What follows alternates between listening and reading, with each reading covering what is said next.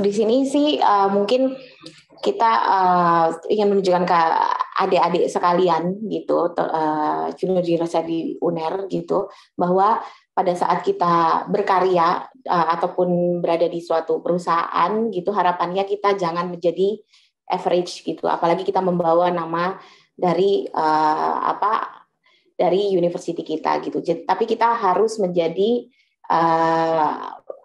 harus menjadi yang terbaik gitu, walaupun seandainya pun hasil masih belum sesuai dengan yang kita inginkan. Nah, berada di BRI ini sebenarnya banyak sekali opportunity, hal-hal besar ya, seperti kita mendapatkan penghargaan, kemudian kita bisa diberangkatkan, dapat experience khusus sampai ke luar negeri, kemudian juga memiliki experience menangani hal-hal besar ya. Kemudian juga saat ini saya beruntungnya berada di Business World Management dengan beberapa di Business World Management yang telah meraih beberapa penghargaan besar atas nama BRI gitu. Jadi sangat menyenangkan sekali bekerja di BRI.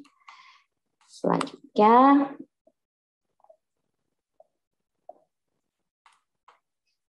nah, pekerjaan apa nih tadi sudah sempat disinggung oleh Ibu Ninis ya. Saya lulusan Fakultas Hukum, tapi no worries ya. Fakultas Hukum tuh pekerjaan berarti cuma terbatas di divisi hukum aja ya di BRI gitu. Nah, dapat saya informasikan memang awalnya waktu di Corporate Secretary saya memang menangani khusus di bidang fit and proper test. Namun kesininya ternyata passion saya kebetulan juga dari kompetensinya juga based on marketing, terus kemudian juga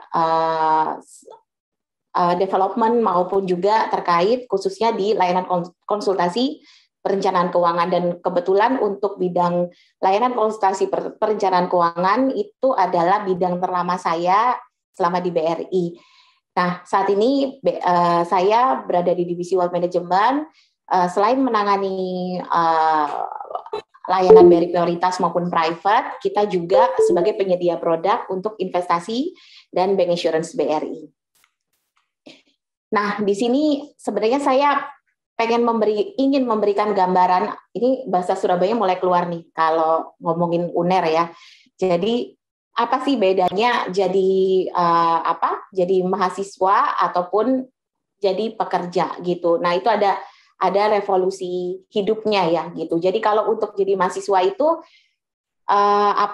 schedule-nya itu lebih fleksibel, kemudian juga kita masih istilahnya kita ya minor responsibility ya udahlah gitu, pokoknya aku kuliah aja gitu. Nanti dimarahin sama istilahnya responsibility kita tuh masih minor gitu.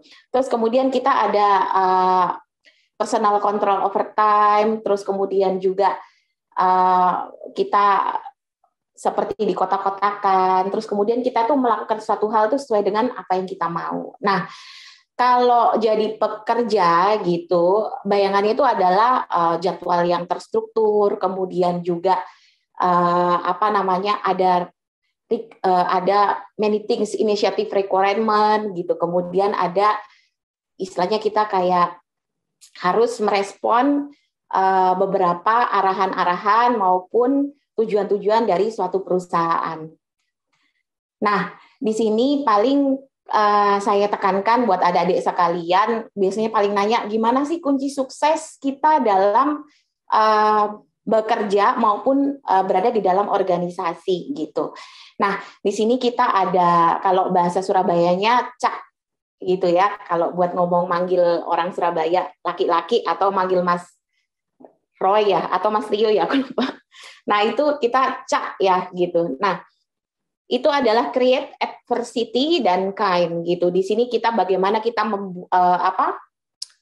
membuat sesuatu, menginisiasikan sesuatu, kemudian adversity itu kayak kecerdasan kita bertahan di suatu kondisi sulit gitu. Terus kemudian kindness ya, istilahnya kebaikan gitu. Nah, di sini kita mulai dengan create. Itu tuh kadang-kadang kita tuh step rata-rata anak-anak muda masa kini itu step yang paling banyak kelewatan gitu, karena sudah terbuai dengan kemudahan teknologi, kemudahan istilahnya generasi orang tua kita sudah berbeda ya. Orang tua yang anak-anak masa kini kayaknya lebih memudahkan adik-adik sekalian itu dalam meraih sesuatu ya. Nah ini sehingga kadang-kadang kita bingung nih, nggak nge-planning mau merencanakan mau kemana, kemudian saat ini kita sudah di positioning mana, seperti itu. Nah sebenarnya sudah mulai kita susun nih setelah lulus, next 1 tahun ke depan aku mau ngapain, 3 tahun ke depan, 5 tahun, dan 10 tahun ke depan kita mau seperti apa, menjadi seperti apa gitu. Cuma yang harus diketahui bahwa kita tidak akan bisa sama dengan orang lain. Kita pasti harus meng-create diri kita menjadi sedemikian rupa sesuai dengan kompetensi kita. Nah, di sini kita juga ingin istilahnya create lah, kamu mau menjadi generalis, kemudian bisa menjadi spesialis atau T-shape. Kalau generalis kan kita udah tahu ya, dia itu capable di banyak hal gitu. Tapi nggak punya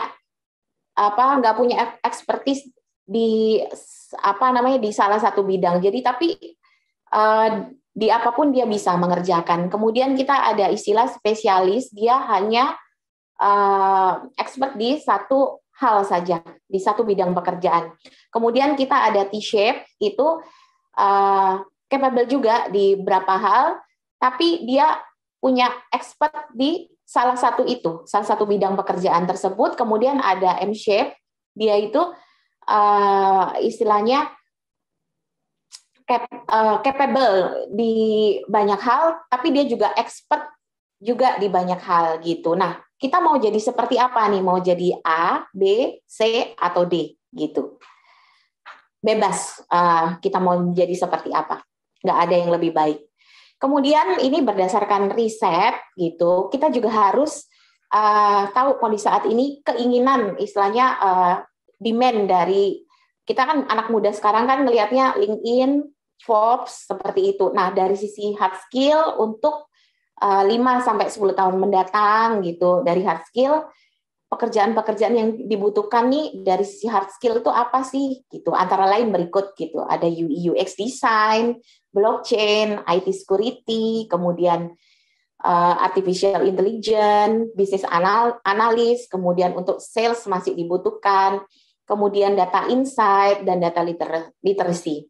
Kemudian kalau untuk soft skill-nya tentunya ini juga sebenarnya kita sudah mulai diajarkan sejak dini, sejak kita bersekolah maupun kuliah ya, ataupun juga awal-awal kita bekerja itu selalu diajarin kita harus punya soft skill dari si collaboration, persuasion, creativity, kemudian adaptif, fleksibel, kemudian juga punya kemampuan emotional intelligence gitu, kemudian juga cultural intelligence dan diversity gitu. Jadi bagaimana kita bisa ngeblend ya dengan segala kondisi, dengan berbagai jenis budaya suatu lingkungan seperti itu, dan juga bisa menjadikan suatu perbedaan itu menjadi suatu hal yang biasa gitu, dan tujuan kita tetap tercapai.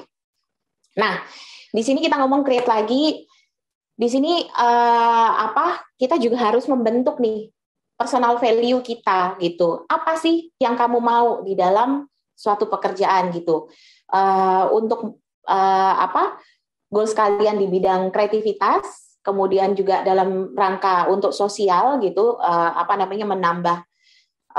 menambah komunitas, terus kemudian juga kesempatan untuk kita menjadi pemimpin, terus kemudian juga keamanan kita dalam bekerja, kemudian juga environment yang casual ya, anak-anak masa kini kadang-kadang sukanya mau perusahaan yang keren nih lingkungan pekerjaannya seperti itu, terus kemudian juga recognition, kemudian impact untuk negeri gitu. Jadi kita khususnya kita kalau ikut di BUMN itu pasti juga kita turut serta membangun untuk negeri gitu. Nah, kemudian di sini di dalam create ini yang paling penting ini kan lagi masa kelulusan dan masa penerimaan ya gitu. jangan buat kurikulum vitae kalian yang biasa gitu. Di sini sebenarnya ini ada apa namanya, saya buat risam, tapi sebenarnya juga bukan untuk job seekers ya, tapi buat kita-kita pun nih gitu, yang walaupun sudah masa bekerja dan sebagainya, jangan berhenti untuk melakukan updating untuk kurikulum vitae. Nah,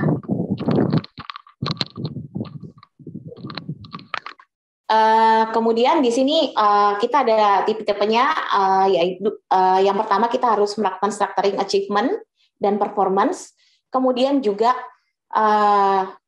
di dalamnya juga ada part of your personal brand. Kemudian juga identify, find, and find the gap gitu. Jadi yang tadi saya jelaskan, kira-kira pekerjaan apa sih yang saat ini sedang dibutuhkan gitu.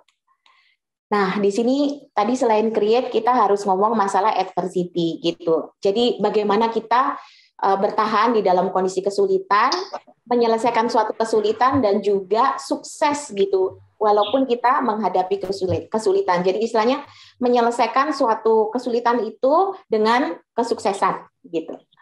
Nah, yang terakhir, yang paling utama adalah kamu bisa jadi apapun di dunia ini gitu. Mau punya tujuan goals dalam hidup gitu. Kan tadi sudah punya tujuan hidup, saya mau seperti apa. Tapi yang paling utama adalah be kind gitu. Karena menjadi istilahnya kalau saya bilang be kind itu adalah penyelamat kita di dalam segala hal dan mempermudah kita dalam menjalani hari-hari kita, khususnya di dunia kerja. Nah, langsung nih saya promosi untuk kenapa sih, ini tugas saya nih mempromosikan, kenapa sih kok di BRI Group itu kerjanya asik gitu. Nah, di sini itu kita istilahnya bilang bahwa BRI itu home to the best talent gitu ya.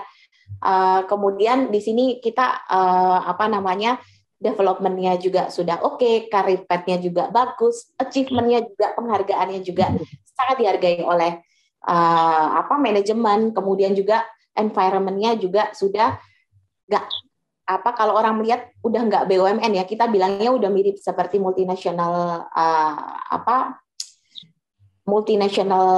corporate ya gitu. Dan kita juga turut serta memberi makna untuk Indonesia. Jadi BRI Group itu merupakan tempat berkarya yang memberikan kesempatan kita untuk belajar, berprestasi, tumbuh, berkembang, dan berkontribusi untuk negeri. Nah, kita juga bukan perusahaan yang walaupun sudah berumur, tapi inovasi-inovasi kita terus-menerus, dan di sini belum sempat saya sampaikan bahwa kita punya banyak sekali penghargaan, kurang lebih bahkan di tahun lalu itu hampir 40 lebih ya, kita mendapatkan penghargaan terbaik gitu sebagai bank di Indonesia, bank terbaik. Kemudian di tahun ini juga sudah diawali di semester 1 dengan berbagai penghargaan BRI di tahun 2021. Nah, di sini juga dominasi karyawan milenial di BRI Group ini lebih dinamis dan menerapkan agile organization, tadi sudah disampaikan oleh Bu Ninis, dan kita punya innovation culture yang sangat kuat gitu. Dan milenial kita sekarang posisinya 78% mendominasi di BRI. Nah, ini yang saya bilang BRI itu asik banget gitu. Jadi untuk sebenarnya kita ini ada work life integration gitu. Jadi kita ini punya komunitas hobi di BRI Group itu dalam rangka juga mendukung work life balance bagi pekerja, termasuk juga database bagi talenta di bidang seni dan olahraga.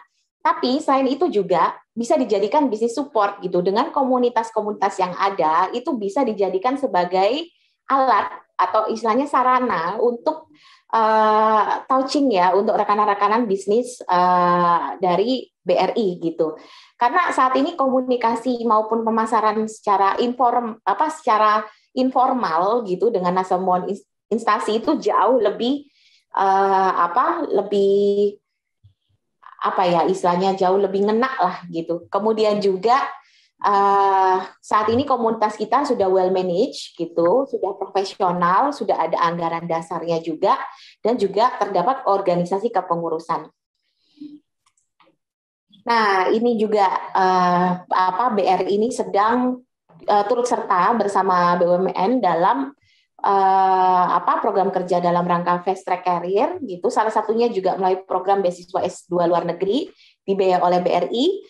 Itu merupakan menjadi komitmen BRI memberikan development program yang komprehensif untuk menciptakan millennial leaders gitu. Jadi menjadi leaders muda di BRI itu kita berikan kesempatan yang seluas-luasnya.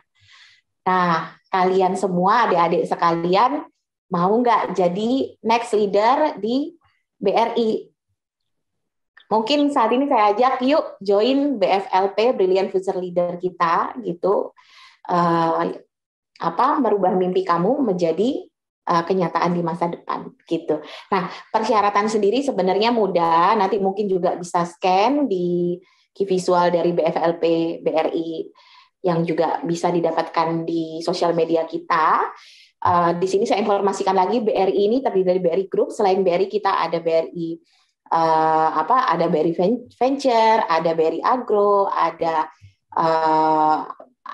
kemudian ada BRI ada BRI Life, ada BRI Insurance seperti itu. Jadi itu adalah gabungan dari BRI Group. Kurang lebih nanti untuk persyaratannya bisa dibaca, cukup mudah, jadi bisa mulai dari lulusan S1 maupun S2.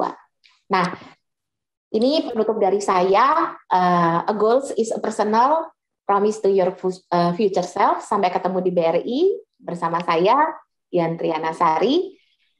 Itu aja dari saya. Mas Boy aja. Baik, teman-teman semuanya, adik-adik semuanya di sini. Saya mencoba untuk menempatkan beberapa materi aja yang mungkin masih relevan dengan yang sedang dialami sama adik-adik semua di sini, teman-teman semua. Ya, di sini sih saya sebutnya your career, your journey. Oke. Sebelumnya saya mau memperkenalkan diri saya sendiri dulu. Pertama, saya ini lahir di Probolinggo 19 Januari 89, atau bisa dikatakan ya mungkin usia saya masih 17 tahun lah ya. 17 tahun lewat sedikit ya. Gak atu-atu lah ya, kok 17 tahun. Ya. Saya pertama pendidikan SMA saya di Pasuruan. Dia lahir di Probolinggo, SMA, SD, TK di Surabaya. Ya karena memang dulunya orang tua saya itu bekerja di perbankan. Jadi anak pertama itu lahir ketika mereka dinas di suatu kota. Lahirnya saya di Probolinggo. Kemudian adik saya lahir di Surabaya karena orang tua saya dinas di Surabaya. Nah, itulah nasib saya sebagai anak dari seorang bengkel. Jadi lahirnya di kota-kota manapun. Nah, saya sekolah SMA-nya di Pasuruan, kemudian saya lulusan alumni Universitas UNER di tahun 2007, jurusan manajemen pemasaran. Pengalaman bekerja saya selama 8 tahun di BRI, kalau misalkan adik-adik semua di sini bisa lihat, mungkin terlalu banyak polygon footingnya, karena memang selama 8 tahun saya sudah mendapatkan kurang lebih 14 SK. Ya, 14 SK yang sudah saya terima. Pertama kali saya pendidikan di tahun 2011, kemudian saya pindah ke Semarang, kemudian saya pindah lagi ke kota Salatiga, dari Salatiga saya kembali ke Surabaya, dari Surabaya saya masuk ke kantor pusat, dan sampai saat ini saya menjadi salah satu pemimpin cabang pembantu di Jakarta, atau tepatnya di cabang BRI Pertamina Pusat. Ya. Oke, berikutnya Mbak Fira. Oke, teman-teman semuanya, di sini saya mau menyampaikan semua bahwa choose what you want to be. Ya, saat ini kalau misalnya kalian bisa melihat bahwa saat ini kalian posisi ada di tengah-tengah. Ketika kalian bentar lagi di bulan September ya, kayaknya bulan September kan bentar lagi kalian mau wisuda. Sebelumnya saya ucapkan selamat atas wisuda kalian. Ya, berikutnya saya bilang sama kalian bahwa kalian bisa memilih apapun. Yang pertama, kalian juga bisa melanjutkan ke studi S2, itu terserah kalian. Atau yang kedua, kalian juga bisa masuk ke dunia kerja dan sukses berkarir. Berikutnya, kalian juga bisa melakukan wirausaha, bangun usaha sendiri, bisa bangun startup sendiri, atau yang terakhir, kalian masih bisa enjoy party. Kalian sih macak dhisik, sing penting ake endorse, itu terserah kalian. Ya, pilihan ada di tangan kalian. Oke, berikutnya Mbak Fira. Nah, kita hanya dihargai ketika kita berada di tempat yang tepat. Ini adalah salah satu slogan yang sangat saya sukai. Karena apa? Mungkin karena kalian pernah mendengarkan bahwa ada seorang ayah sama anak. Ketika anak tersebut selesai kuliah, anak tersebut bilang sama si ayahnya, "Nak, saya punya mobil tua." coba mobil tua ini kamu tawarkan ke tetangga sebelah. Datanglah anak tersebut ke tetangga sebelahnya, ditawarkan. Kemudian anak itu kembali ke ayahnya. Gimana, nak? Tetangga sebelah gimana? Tetangga sebelah tertarik ya.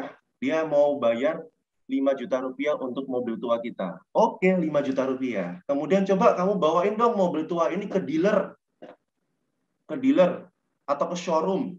Oh ya, bawalah mobil ini ke sebuah showroom mobil. Kemudian pada saat pulang, ayahnya bilang sama anaknya, gimana nak, mobil tersebut ditawar berapa sama showroom tersebut?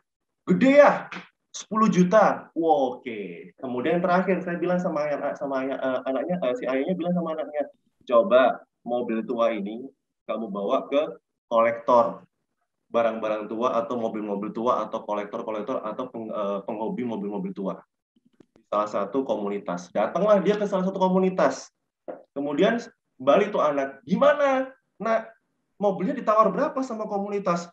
Gede banget ya, 100 juta rupiah. Nah, di sini apa garis besarnya?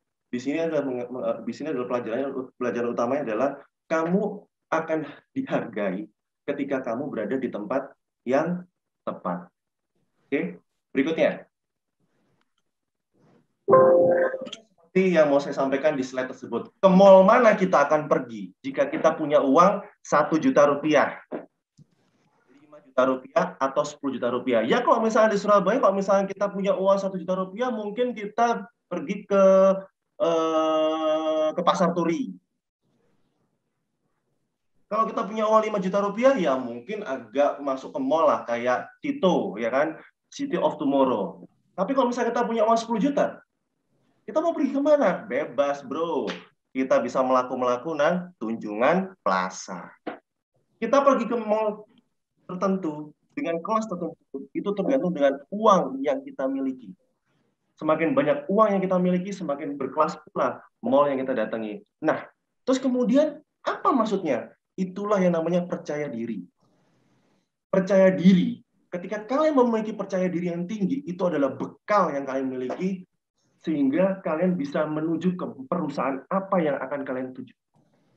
Percaya diri itu bisa berbekal mengenai pengetahuan produk, penampilan, komunikasi, dan lain-lainnya.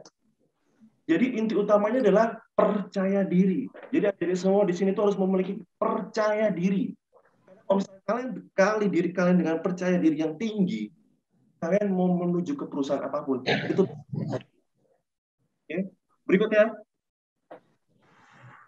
di sini slide berikutnya saya mau menyampaikan, Mbak Fira. Slide berikutnya, Mbak Fira. Halo. Sebentar, Bapak. Oh, sebentar. Ada yang lewat, teman-teman. Sabar dulu. Ada iklan. Nah, apa sih sebenarnya mempengaruhi keberhasilan hidup dan karir kita? Next, Mbak Fira. Kita bisa belajar dengan yang namanya iceberg competition. Ya, mungkin yang dilihat orang itu 20% itu hanya mengenai keterampilan dan pengetahuan kalian. Padahal 80% itu dilihat dari nilai-nilai sosial, citra diri, sifat, dan motif kalian. Nah, disinilah yang mau saya sampaikan kepada kalian. Bagaimana agar kalian itu bisa berkarya dengan baik ketika kalian menuju ke dunia pekerjaan. Boleh kalian bekali diri kalian dengan keterampilan. Boleh kalian bekali diri kalian mengenai pengetahuan. Tapi jangan lupa bahwa nilai sosial, citra diri, sifat, dan motif itu menjadi salah satu tujuan utama ketika seorang perusahaan memilih calon-calon pekerja yang paling berkompeten. Perusahaan itu nggak butuh orang pinter. Perusahaan itu nggak butuh orang yang paling terbaik. Enggak. Perusahaan itu mencari orang yang mau belajar, yang mau mengembangkan diri, yang mau bisa saling bekerja secara tim. Dan ingat, yang dicari adalah seorang pekerja yang memiliki citra diri yang baik. Seperti apa? Memiliki integritas, jujur, loyal. yang sopan, dan punya sebuah etika. Itulah salah satu pekerja yang dibutuhkan oleh sebuah perusahaan. Bukan hanya seorang pekerja yang memiliki keterampilan dan paling pinter, paling terbaik. No! Perusahaan tidak akan mencari perusahaan orang-orang yang seperti itu. Ya. Jadi adik-adik semua di sini harus perlu tahu bahwa nilai-nilai sosial, citra diri, sifat, itu merupakan salah satu poin utama ketika kalian mau melamar di pekerjaan. Salah satu contohnya seperti apa? Ketika kalian berada di sebuah wawancara. Kalian masuk ke dalam sebuah ruangan. Di sana ada penguji di sana. Kalian datang, plak, plak, plak, plak, plak, plak, plak, di depan penguji, tanpa basa-basi, tanpa ada sapa-sapa kanan kiri, kalian tiba-tiba duduk di kursi yang telah disediakan. Di mata penguji seperti apa? Sikap dan attitude kalian sudah langsung tercoret. Harusnya pada saat kalian melakukan wawancara, interview dengan beberapa perusahaan, datang terlebih dahulu depan penguji, sapa, selamat pagi Bapak, selamat pagi Ibu, oh selamat pagi, izin apakah boleh saya duduk? Kalau tidak dipersilakan duduk, kalian bilang, izin apakah saya boleh duduk? Oh silakan duduk, kalian baru duduk. Itu adalah menunjukkan bahwa sikap dan attitude kalian itu baik di mata penguji. Karena apa? Adab lebih penting daripada ilmu. Adab dulu baru ilmu. Jadi lebih baik saya sampaikan kepada adik-adik semua bahwa sikap dan attitude kalian itu merupakan salah satu poin utama ketika kalian berhasil untuk melakukan sebuah yang namanya wawancara. Oke, berikutnya Mbak Fira. Salah satu cara bagaimana kalian bisa sukses dalam melakukan yang namanya wawancara atau interview dalam sebuah perusahaan. Gunakan yang namanya komunikasi yang efektif. Apa itu? 7, 38, 55. 7, 38, 55 ini apa Mas Boy? 7 ini 7% berupa kata-kata. 38% ini adalah sebuah intonasi. 55% adalah bahasa tubuh. Maksudnya gimana Mas Boy? Katakanlah kalian pernah tahu nggak di tahun 98 ketika itu ada petinju Mike Tyson versus Evander Holyfield. Ketika itu apa yang terjadi? Mike Tyson menggigit telinga dari Holyfield kan? Coba wasitnya itu tidak menggunakan komunikasi yang efektif, hanya menggunakan kata-kata. Mike Tyson, jangan kau gigit telinga Holyfield. Nanti dia nangis, dia nggak bisa tinju lagi. Kira-kira masuk nggak ke telinganya si Mike Tyson ketika si wasit hanya bilang menggunakan 7% kata-kata aja? Saya rasa kurang. Coba sekarang digunakan mengenai intonasi. Mike Tyson, jangan kau gigit telinga Evander Holyfield. Nanti dia nangis, dia nggak bisa tinju lagi. Masuklah 38% ke telinganya dia. Tapi akan menjadi lebih baik ketika kalian melakukan wawancara, juga menggunakan yang namanya bahasa tubuh. Si wasit bilang, hey Mike Tyson, jangan kau gigit telinga si Holyfield. Nanti dia nangis, nggak bisa tinju lagi dia. Nah, komunikasi yang seperti ini, itu yang dibutuhkan seorang pelamar kepada sebuah perusahaan. Sehingga apa yang kalian sampaikan ke penguji, itu sampai pesannya ke penguji. Oke, berikutnya, Mbak Fira. Di sini saya mau menyampaikan di slide berikutnya itu adalah your target. Ya, pastikan perusahaan yang kalian pilih itu adalah match dengan keterampilan kamu.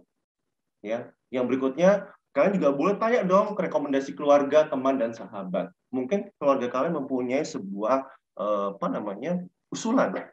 Teman-teman kalian, sahabat-sahabat kalian. Dan yang terakhir, jangan lupa cari nama perusahaan yang punya nama besar, brand image, dan performa finansial yang baik. Jangan kalian mau melamar sebuah perusahaan yang belum tentu 5 tahun ke depan, 10 tahun ke depan ada di Indonesia atau ada di dunia ini. Jadi kalian jangan lupa bahwa 3 hal ini penting. Keterampilan kamu pastikan sesuai dengan apa yang akan kalian tuju. Sesuai dengan rekomendasi teman, sahabat, dan keluarga. Yang terakhir, cari nama besar, brand image, dan performa finansial yang baik.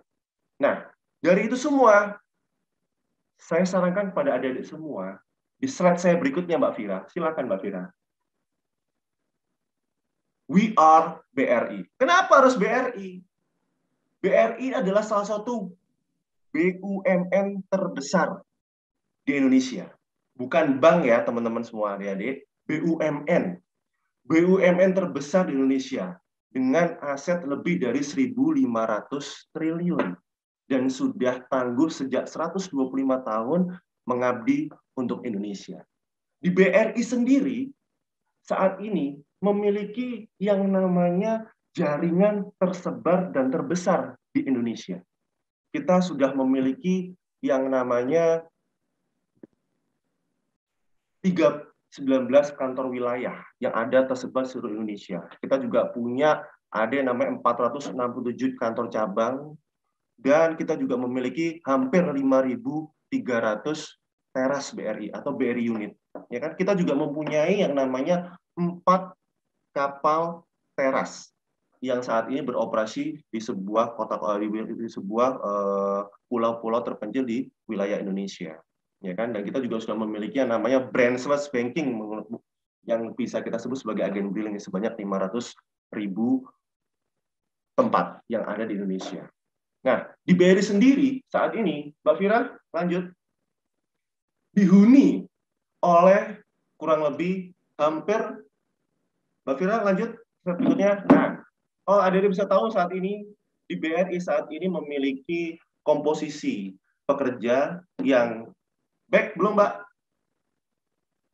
Memiliki komposisi pekerja sebanyak milenial 80% yang ada di BRI. Kita saat ini di BRI merupakan salah satu perusahaan yang terbesar dan yang memiliki jumlah pekerja terbanyak di Indonesia.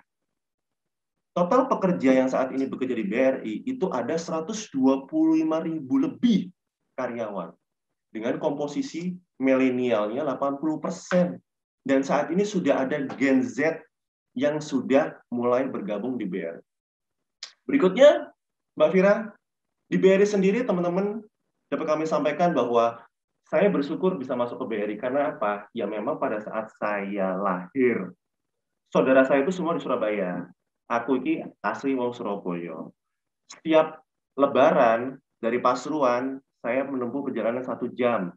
1 jam dulu belum ada lumpur lapindo. Sekarang sudah ada lumpur lapindo kan macet, tapi kan sekarang sudah ada mall, sudah ada jalan tol ya kan. Setiap kali sampai Surabaya, saya bilang sama papa saya, waktu saya masih kecil, masih SD, SMP, SMA, saya bilang sama papa saya, teman-teman pasti tahu kan ya, di Surabaya itu di Jalan Basuki Rahmat itu ada yang namanya BRI Tower, yang bersebelahan dengan Hotel Bumi, ya kan, yang ada patung karapan sapi, ya kan. Saya bilang sama mama sama papa saya, "Papa, besok aku kerja di sana."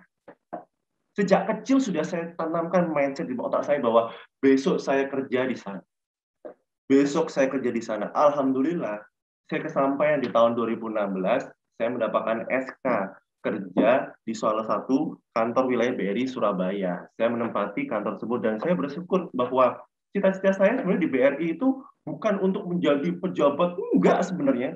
Cita-cita saya di kerja BRI itu apa? Kerja di BRI Tower sudah kesampaian. Alhamdulillah. Saat ini saya mendapatkan amanah baru, itu saya anggap sebagai rezeki dari Tuhan Yang Maha Esa. Sebenarnya kalau misalkan mau dikatakan apa cita-citamu boy, ya kerja di BRI Tower cukup. Dan alhamdulillah tahun 2016 sudah terlalui. Nah, pada saat saya masuk di BRI, memang sungguh luar biasa. Di mana saya berpikiran bahwa di BRI ini nanti gimana ya pakai bajunya. Kalian tahu nggak sih di BRI itu kita pakai baju formal itu cuma hari Senin. Selasa sampai Jumat bebas. Kalian boleh pakai baju apapun. Mau pakai kaos berkerah, boleh. Pakai blazer, pakai jas, pakai celana jeans, monggo silakan pinara. Kita benar-benar mengeksplor semua yang ada yang namanya saat ini dunia milenial. Saya kira itu di BRI juga mempunyai yang namanya tempat kerja adalah co-working space. Hampir semua unit kerja BRI sudah tidak ada lagi yang namanya kubikel, sekat, tidak ada lagi. Semuanya benar-benar co-working space. Kalian pada saat bekerja hanya perlu bawa laptop. Kalian mau kerja di kopi, tempat pecel, monggo silakan. Kita tidak ada lagi yang namanya datang ke kantor, kemudian absen. Kita semua sekarang absen menggunakan aplikasi. Absen sudah di handphone, dimanapun sudah ada GPS-nya. Kita nggak perlu lagi harus datang ke kantor, fingerprint, apa, sudah tidak ada lagi. Di BRI semuanya serba digital sekarang semuanya. Kalian tidak perlu datang ke kantor untuk bekerja. Kalian cukup datang ke sebuah tempat yang ada sinyal wifi-nya. Kalau nggak ada wifi-nya, pas pakai hotspot kan. Kalian kerjaan kalian di sana. Terserah kalian. Berikutnya apa di BRI? BRI memiliki banyak sekali namanya komunitas. Kalian yang saat ini memiliki komunitas, dulu saya waktu di UNER, itu saya dulu ada komunitas basket. Saya dulu juga pernah ikut yang namanya IBL juga kan ya. Oh sorry, IBL. Apa dulu namanya dulu? Kampus League. Ya, saya juga pernah namanya dulu ikut Kampus League. Dan pada saat saya di BRI, alhamdulillah sampai saat ini pun saya masih basket. Saya bisa mengeksplor semua hobi saya yang dulunya saya saya tekuni ketika saya kuliah. Pada saat saya masuk di BRI, saya bisa karena di BRI saat ini benar-benar benar-benar diakomodir oleh perusahaan. Kita basket. Basket pun kalian sudah disediakan lapangan gratis, silakan datang. Kalian mau belajar golf, gratis setiap seminggu sekali kalian ada pelatihnya, dapat bola gratis, tinggal kalian pukul untuk bola. Kalian mau sepak bola, sudah ada lapangan BRI, Stadium BRI. Semuanya benar-benar untuk komunitas sama BRI benar-benar diakomodir.